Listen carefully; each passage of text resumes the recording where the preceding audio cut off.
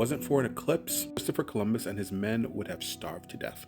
Back in the day, the Spanish were about three things. That was chiseled jawlines, if you know, you know, exploration, and subjugation. Because of exploration, the Spanish had a very thorough knowledge of the stars and how to get from point A to point B using them. On his last voyage, he goes back to Jamaica and he's like, we don't have any food. Where's all of our food?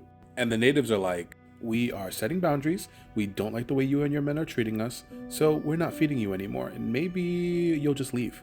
Columbus starts freaking out. He doesn't want to die in Jamaica from starvation, but he remembers he knows someone.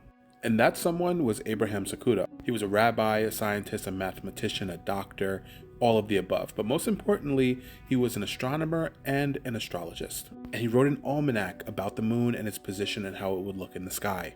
So Columbus comes up with this plan, and he tells the natives, you don't want to piss God off, okay? You need to hand over the food. What are you even talking about? God loves me, and he doesn't want me and my men to starve to death. Okay, prove it.